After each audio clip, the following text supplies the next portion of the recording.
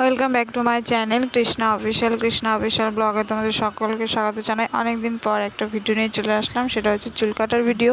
বিয়ের 1 বছর নিয়ম থাকে যে চুল কোনো রকম কিচ্ছু করা যাবে না, কাটা যাবে না, তাই বিয়ের আগেই কেটে সমান করেছিলাম। আর এই দেখো কত বড় বড় চুল হয়েছে।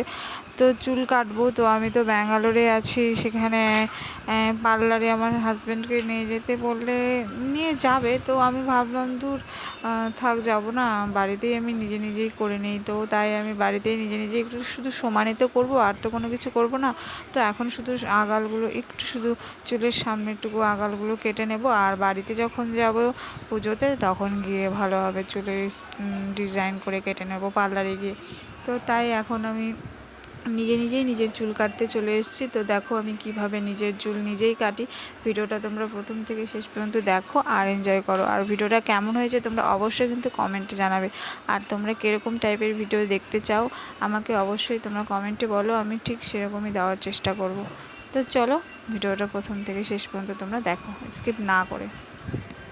তোমরা নিজেরা কোনোদিনও নিজে চুল কেটেছো? দেখো আমি কেটেছি, কেমনভাবে কেটেছি, কীভাবে কেটেছি সেটা তোমরা দেখো। আর হয়তো পুরোপুরি সমান করতে পারিনি, সেটা তোমরা কিছু মনে করো না, কিন্তু কিছুটা হলেও পেরেছি। নিজের চুলটা জেদ করেই কেটেছি, যে দেখি পারি কি পারি না। সেজন্য হাজব্যান্ডের সময়ই হচ্ছে না আমাকে নিয়ে যাওয়ার জন্য। ওকে এত বলছি নিয়ে চলো পার্লারে, তাই রাগ করেই বলতে গেলে নিজেই কেটে নিয়েছি। একটু অসমান হয়েছে, তো কোনো ব্যাপার না, অ্যাডজাস্ট করে নিতে পারছি। তো দেখো কিভাবে নিজের চুল কাটলাম।